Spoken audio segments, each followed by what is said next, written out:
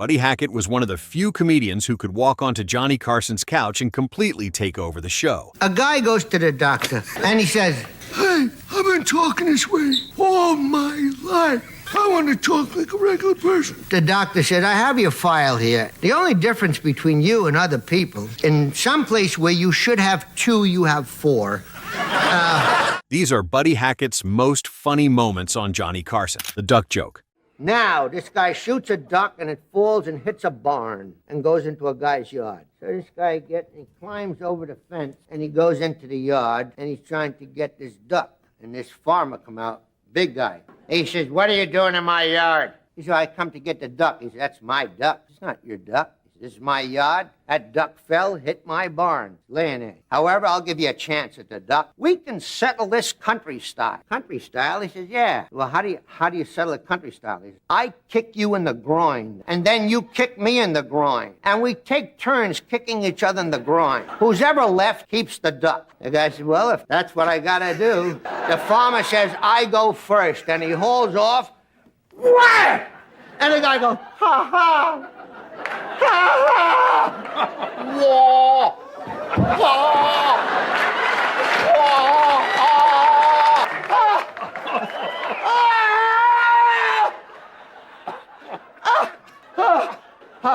About half hour has passed, and he says to the farmer, "Well, I guess it's my turn."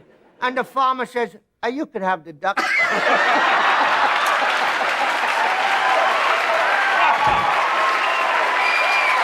The perfectly delivered duck joke to this day is one of the most fan-favorite moments in all of talk show television history, the Bathhouse Story. And we're going to the bath, and it's up on the 5th floor. And we're at the elevator going to the 5th floor. Now, I forgot that I sat with him, so I'm going to go naked. What's the difference to me? I want to get the laugh of the moment. He says, "You're not going to get naked in the bath?" I said, "What?" He said, "You said you wouldn't get naked in the bath. Promise you won't get naked in the bath. Say you won't get naked in the bath." I said, "Okay, I won't get naked in the bath." I got naked in the elevator. I mean, what do I care? I don't know anybody in Japan. I figure you get in the elevator, you go up to the 5th floor, the door opens, you jump in the water, right? I'm naked, he's crying.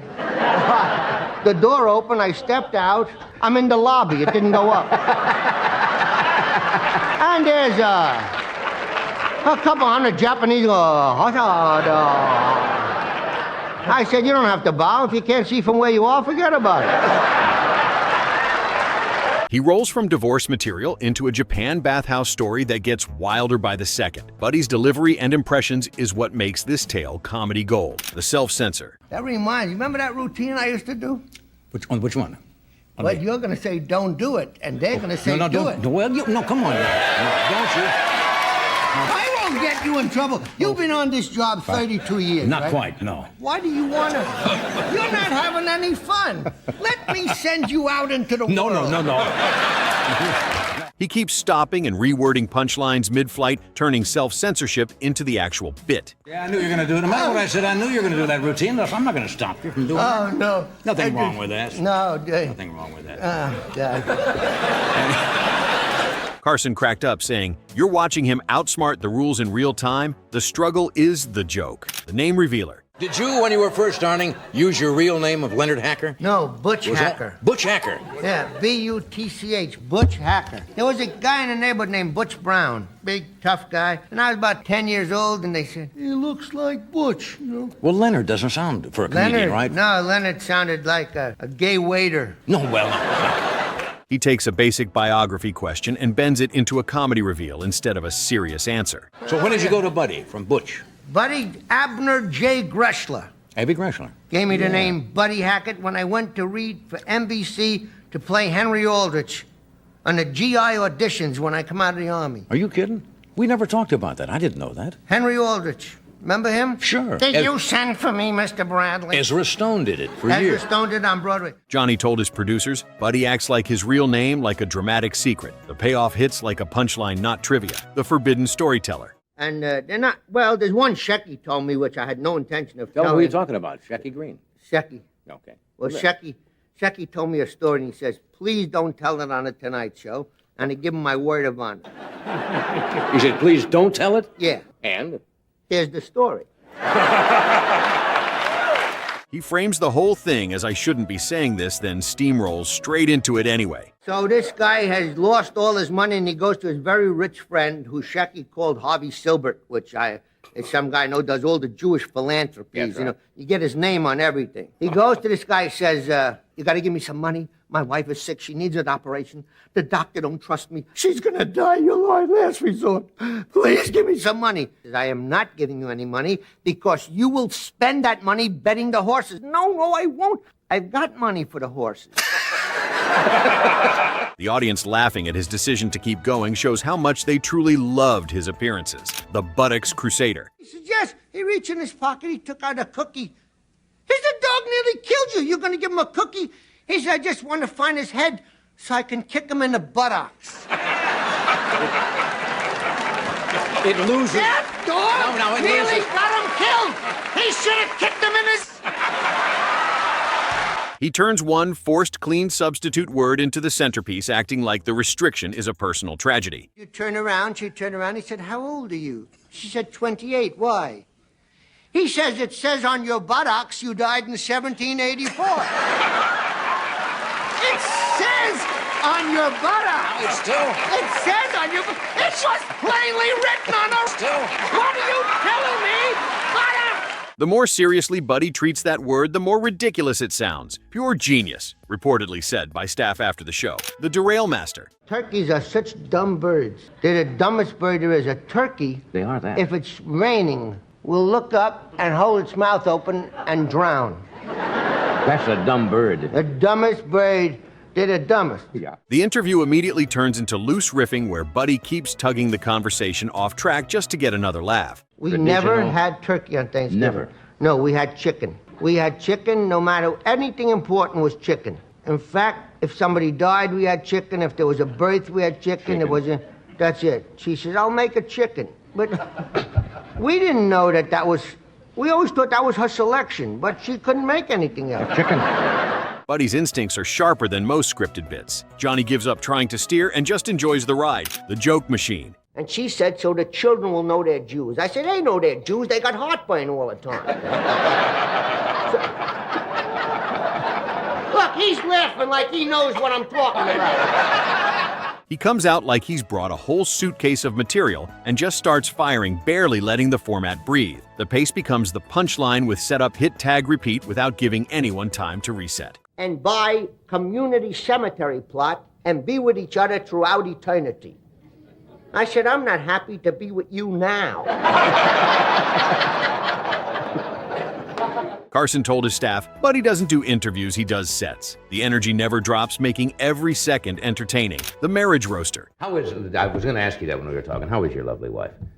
You know, She is wonderful. I read an talked to article her- the other day when you first were married, people gave it a year or something because she Yeah, had we worked. just had our 27th wedding anniversary, New Year's Eve. That's right. Happy.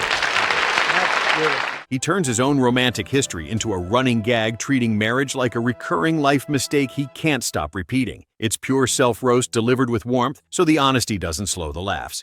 Well, I'm married almost 20 already. I only got 7 more to go. You're married almost that long, aren't you? What? Well, I mean... I would have been, yes. I mean, if you add them up.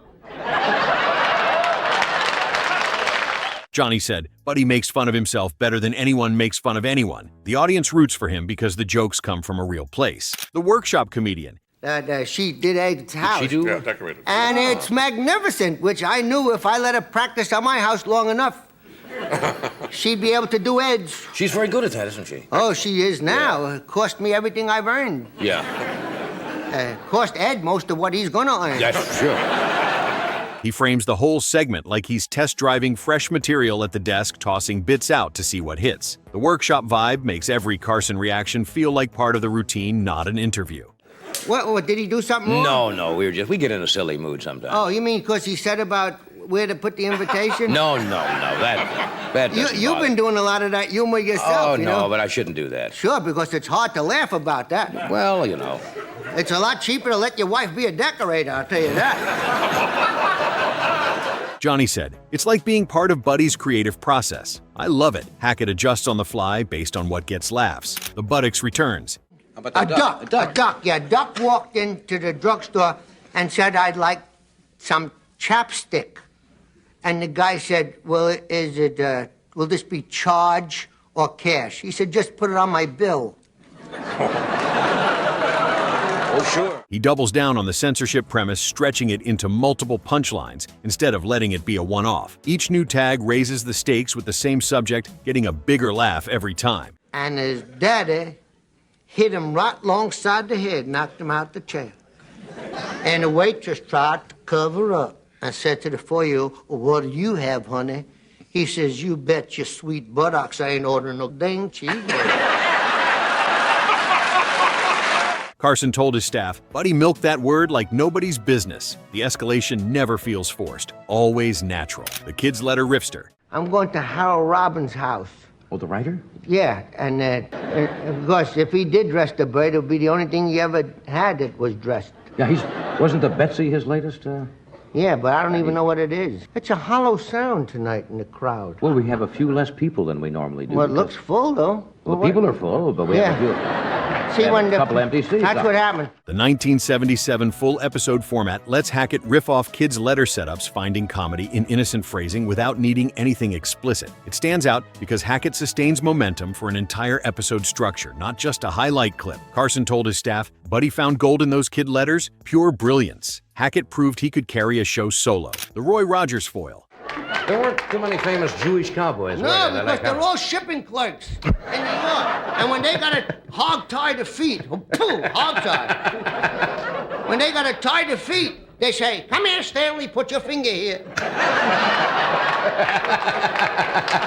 With Roy Rogers on the couch, Hackett plays the mischievous foil, puncturing the legend aura with fast jokes and teasing. It's funny because he treats a larger-than-life icon like a buddy at the bar, flipping the power dynamic. You had to learn to ride. I had to go to ride at 7:30 in the morning, and I'd never been on a horse.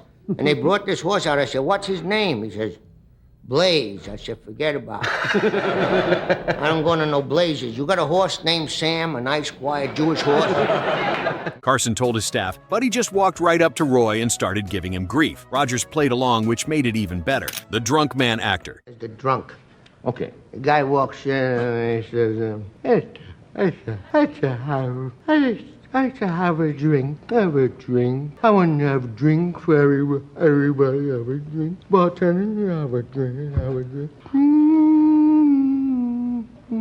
He goes full character with voice posture and timing like a one-man sketch, not just a quick impression. The physical control makes it feel spontaneous, even when every wobble is clearly engineered for laughs. It'll be $63.15. I don't have no money. I don't have any money. But let's see for a minute. He takes him outside and punches him and whacks him and hits him. The guy comes back inside. Drinks for the house. None for you. When you drink, you get nasty. Carson told his staff, Buddy turned that drinking bit into a full performance. It was unreal. The commitment never breaks, making it incredibly convincing to anyone at home or in the audience watching. The fitness fraud. You're cuddly. You say that to all the fats. No, I don't. When you're fat, you either cuddly or you making a lot of money throwing guys out of the ring. Now, are you calling yourself fat now? You're about in between, right? From what you go up, you go down. Well, there's a lot of guys fatter than me, but there's a lot of guys skinny than me. And I still jog 4 or 5 miles every day. Do you really? Well, no, actually, I have a tape of when I was 19. He turns dieting and exercise into a string of exaggerated plans and excuses that clearly aren't going to happen. The self-deprecation sounds confident, so the crowd laughs with him while he keeps topping himself. Carson told his staff, Buddy made being overweight the funniest thing in the room. The excuses build on each other, creating perfect escalation. Buddy Hackett proved you don't need a script to be brilliant. You just need to be born with that kind of instinct. Every single time he walked onto Johnny Carson's couch, he turned the show into something nobody expected. Which Buddy Hackett moment do you think was the funniest, and did we miss your favorite? Let us know in the comments, and don't forget to subscribe for more legendary Tonight Show moments.